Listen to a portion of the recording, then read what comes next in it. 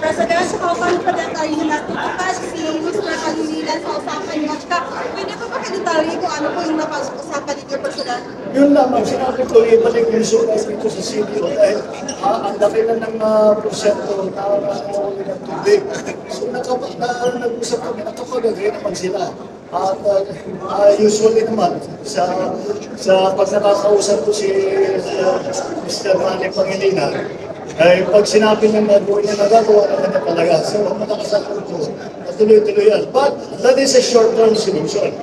Kaya sabi ko sa kanya, maghanap tayo para hindi tayo naging crisis, may emergency sa tubig, gawa na natin ang paraan para pang matagalan na, hindi na natin mabalik-balik ang problema. So, I'm very confident that we will be able to solve the problem. Lalo na medyo dahan-dahan, umuulat-ulat na. Okay, Kokoy Medina, Radio Pilipinas. Mr. President, may mga grupo po kayo sa nanawagan na i-abolish ang CCF dahil daw sa mga allegation na may pag-abuso. So, sangayon ho ba kayo dito na alisin ang NTF LCAC? Ito nga, ako na magtatanong sa inyo, bakit lagi nyo tinatanong sa akin yan? Wala namang dahilan kung bakit natin tatanggapin yan. Ang sinasabi dahil meron daw red tagging na ginagawa. Hindi naman gobyerno gumagawa nun eh. Kung sino-sino ibang gumagawa yun. Quite the opposite. Yung mga sinasabi, yung dating lumalaban sa pamahalaan, yung mga dating lumalaban sa pamahalaan, ay hindi nga natin, imbis na ilalabanan natin, tinutulungan naman natin. At malaking naging epekto dito sa pagbawas ng mga internal security threat dahil dyan sa NTF-ELCAC. At yung pinapamabilis na sagot dyan, no, hindi namin i-abolish ang NTF-ELCAC. At tapusin namin kasi meron pa yata ilan na barangay na hindi pa natapos. May ilan pa na mga returnees na hindi pa nabigyan ng tulong. Kaya nakakuha ako ng report kanina. Tatapusin namin lahat na bago natin pag-isipan na ano yung NTF-ELCAC, tanggalin na natin yung NTF. Baka hindi na kailangan. Sa ngayon, kailangan pa rin. Kailangan natin. Yan ang pangako natin. Na pagka kayo'y bumaba at kayo ay tinigil ninyo ang paglalaban ninyo sa gobyerno, tutulungan kayo namin sa hanap buhay ninyo. Aayusin namin ang mga barangay ninyo para maganda ang buhay ninyo. Kaya kaya naman sila, nakikita mo, sinasabi namin, ang hirap-hirap ng buhay ninyo sa bundok, lagi kayong gutom, lagi kayong nagtatago, dito na kayo, tutulungan pa namin kayo. That's why it's important and that's why successful yan. Charm Habla, Wonder Radio. Good afternoon, Mr. President. Charm Tamsi from Wonder Radio Cagayan de Oro. Mr. President, why there's a need to enforce stricter visa rules on Chinese nationals upon entering the Philippines? What's behind of this move, Mr. President? Do you support this? The move to? Stricter visa rules. What is it? Let me explain. Walang stricter rules pa kahit sa kanino. Pare-pareho lang ang rules sa lahat ng ating mga kaibigan na nagagaling. Ang problema lang, dahil maliwanag na maliwanag at lumalabas ang mga report na meron nag-aabuso nito. Kaya papantayan namin ito. So what we will do is to more strictly enforce. Whereas dati, hindi natin masyadong tinitignan, nakita natin maraming nagiging problema dahil dyan nakakakuha sila ng mga peke na dokumento, ano ginagawa, may mga illegal, mga scammer, mga human trafficking, maraming problemang dala. Kaya titiyakin natin na kung meron talagang papasok, ay huwag titiyakin natin na talagang tama naman sila. At huwag sila nagtatanggap, basta nakapasok na sila, magtatanggap sila na Pilipino sila. Maliwanag na hindi. Alam naman natin na hindi sila Pilipino. Una, hindi marunong mag-Tagalog, hindi marunong mag-Baseak, hindi marunong magsalita ng Pilipino. At saka hindi may pakita ng mga birth certificate, yung mga pinapakita ay fake. So, titiyakin namin na hindi na matatapos yun. Yung mga identified countries, yung student visa, isa pa yun, abuso yun. So, titiyakin natin na hindi na mangyayari yun. Walang special na rules para sa kahit na kanino. Pantay-pantay lang lahat. Pero gagandahan namin ang enforcement doon sa examination, doon sa mga nag-a-apply ng visa o doon sa mga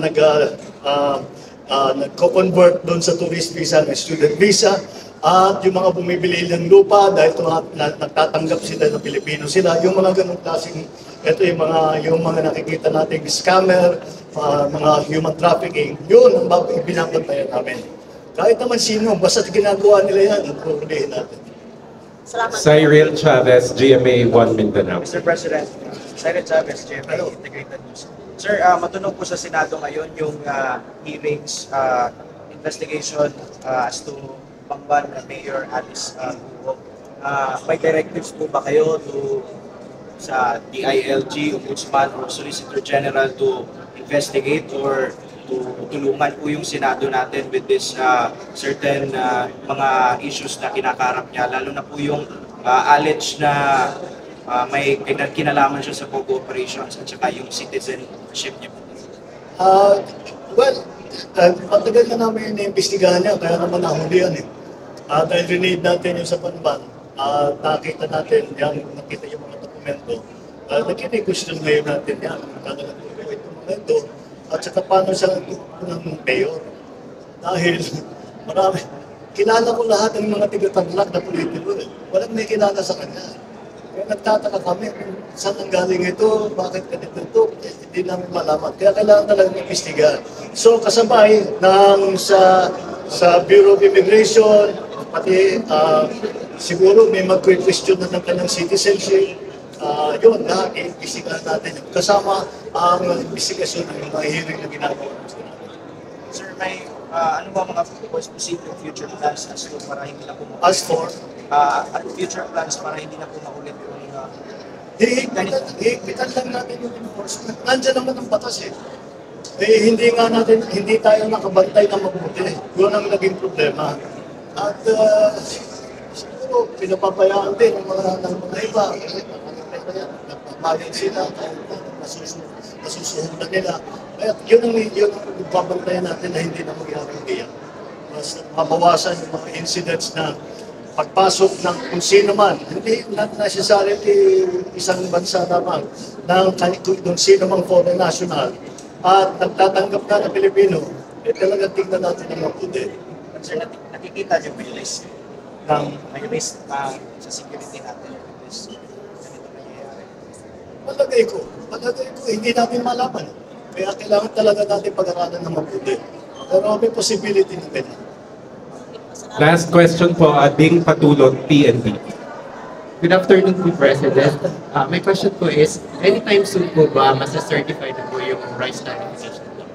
Sorry? Masa-certify na po ba yung rice tarification? As what? As agent? Yes, sir. Actually, kasi certified talaga yan. Ngunit, meron na maging magandang usapan ng House at saka ang Senado, nakahanap na kami ng solusyon para makapag-import ang gobyerno para kaya natin pababayin. Pagka mataas ang presyo ng bigas, magbibitaw tayo ng bigas, magbibenta tayo ng mababa para sumunod ang merkado. So, kahit na well, I don't want to preempt the bicameral committee, but I think we have found a solution already. So that kahit papano, maybe the mechanism will be different from that which was proposed. But in the end, ang net effect pareho pa rin, makakapag-import ang national government. I don't know through which agency first. They will have to decide which is best. Siyempre, nagkikipag-ugnayan tayo. And I think we may have found a solution. And makikita natin that we will be immediately able to bring down the price of gas. Thank you very much, Mr. President, and to the members of the media. Magandang hapon. Thank you.